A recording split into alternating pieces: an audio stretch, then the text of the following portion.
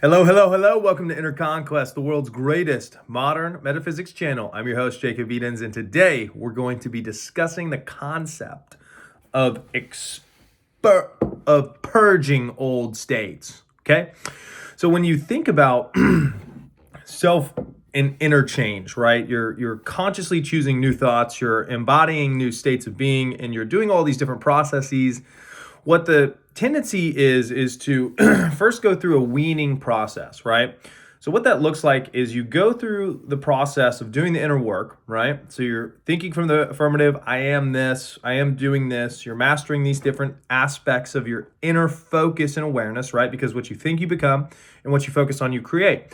So as you're refining your internal, and we could call it a game, right? Think of it as a game because that takes the seriousness level way down, right? So what you're doing is you're becoming aware of the inner workings of yourself, how your inner beingness operates. Because what does your external self do? Your external self operates, right? Your external self goes and gets water when it's thirsty, it goes and gets food when it's hungry, and it sleeps when it's tired, right?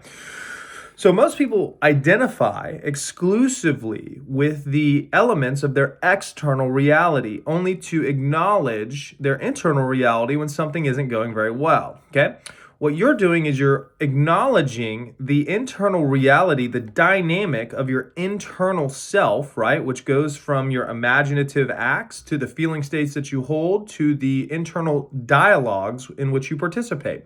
Essentially where your internal awareness is focused. So you're not only becoming aware of that, you're becoming aware of that effect on the external world and how that plays out and has ramifications in alignment with the way that it is conducted.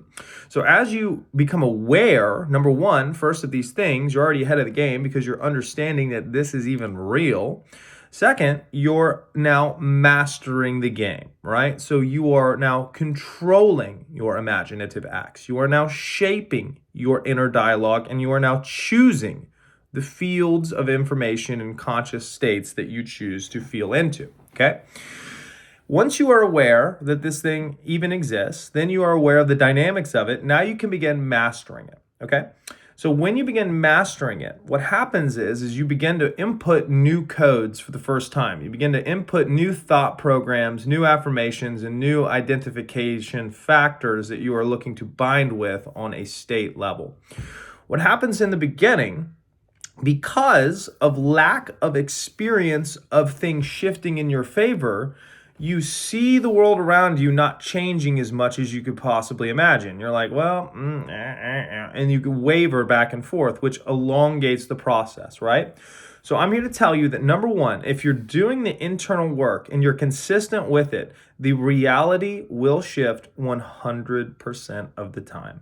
It's simply just not losing faith. That's why the entirety of Scripture harps so hard on faith, because with your first venture into this type of stuff, or if you've been doing it for a long time, your awareness of your old reality is dominant. That's what caused you to go into this type of methodology, to learn how to control, if you want to use the word control, or manipulate or influence reality at a higher level, okay?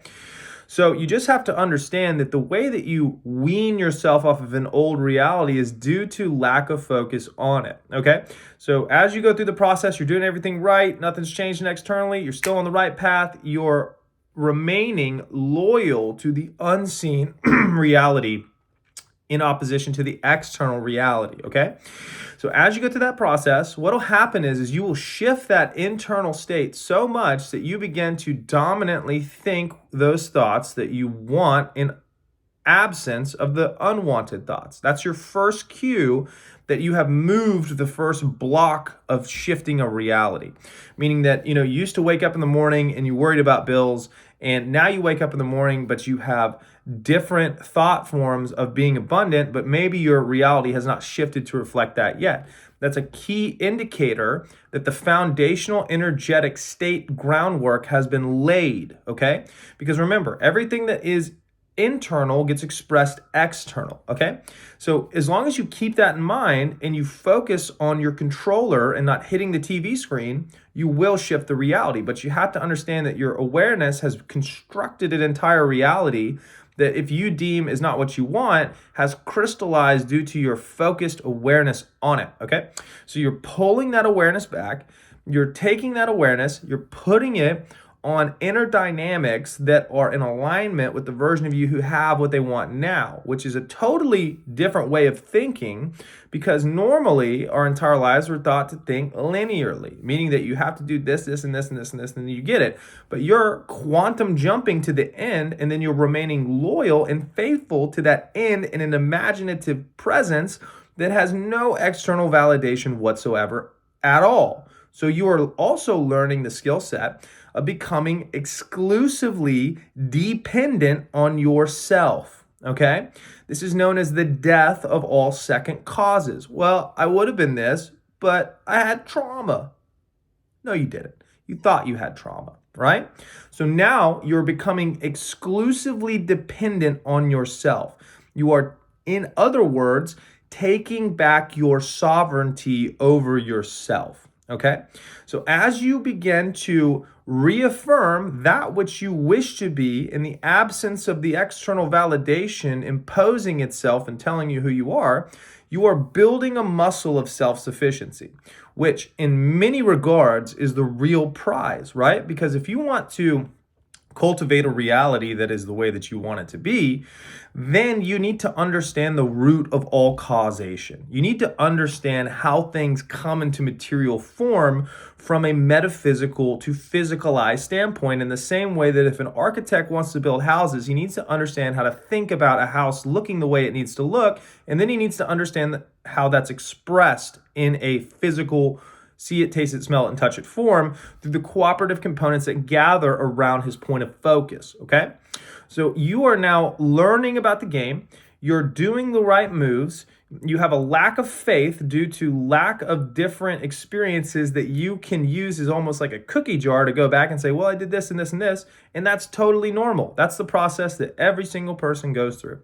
But what you're doing is you're recoding, re-instructing, reorganizing all of the internal dynamics to your liking, which is akin to thinking righteously or thinking accurately now. You're thinking as if you were the person who has what they want to have now, right? And you're training yourself in the same way that, an unorganized mob trains itself to become a disciplined army. All of the different aspects of your mind, from revision to mental movies, to inner dialogues, to imaginative acts, to all of it, you are now consciously controlling, manipulating, and aligning to your desires on an internal level.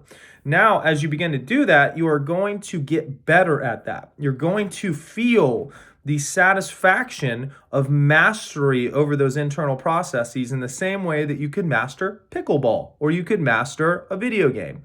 That internal realm is now your domain, and within it lies the key to everything that you want, because through things like law of assumption, law of attraction, law of reversibility, whatever law you want to focus on, that internal state is reflected on your external reality, okay? So the real gold is first understanding that this internal world is yours for the taking. Secondly, familiarizing yourself with it. Thirdly, mastering it in a way to where 24/7, 365 days a year, in the same way where if you played chess and checkers for a year, you get pretty freaking good at chess and checkers, right? If you practice stopping unwanted thoughts, rethinking thoughts, taking a mental image and seeing it's a fear-based image, making it malleable, turning it into a wanted image, having a feeling state that goes, disidentifying with it, going, no, I actually feel like this all the time. Or you have a mental projection of somebody, you get in a fight with somebody, you go, nope, everything's perfect. It's actually, we have this harmonious type of relationship. You're reorchestrating and renegotiating all of these different aspects of your reality to be in your favor. You're self-empowering yourself through these internal processes. The only thing that you have to understand is that as you do that, the old states will be purged out of you, okay? And sometimes that can look like you feeling not the way you want to feel. It can look like a discombobulated reality. It can look like things going completely the wrong way. Those are manifestations of unseen to seen of all of that old shit being pushed out of you. Neville Goddard describes that as the bursting of old wine bags. So if you have an old wine bag with sour wine in it that's not good, what happens when you compress it? You compress it and you go, and it goes, poof, and it's gone. That old reality is dead, right?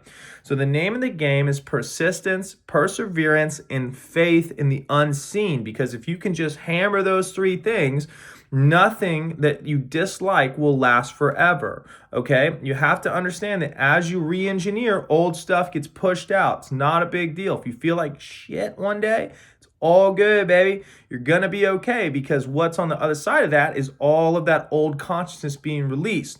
The worst thing you can do is default back to the old way of thinking, because what's that gonna do? Just put you back in that old reality? Can't do that. You're going full steam ahead. You're the choo-choo train of success. Okay, so as you continue through this process, not only do you gain the gratification of this internal mastery, you will push out all of these old states and find yourself in a completely new reality of yourself being reinvigorated in ways that you never thought possible. And as you begin to edify your belief in things like the law through these different victories, you will build that Rolodex, that cookie jar that you can go back into at any time and say, hey, remember when I shifted this thing? Remember when I fixed my money situation? Remember when I fixed my health? And once you're at that point, there is nothing on this planet that can stop you, because you have now become awake, you have become sovereign, and you have become self-empowered in primary cause, meaning that you do not see the lies of other things trying to impose their will upon you, because anything that tells you that it is something that you don't want it to be is really just your own belief manifested externally that you can change because you have control over yourself. So, hope you guys enjoyed today's video. If you want to check out the coaching, click the link tree. Spartan 1 is up. Inner Conquest 12 Disciples course is up. Got normal calls and emails as well for you to check out if you want to work one-on-one with me. The most important thing that I had to say today is go conquer, and I'll see you in the next one.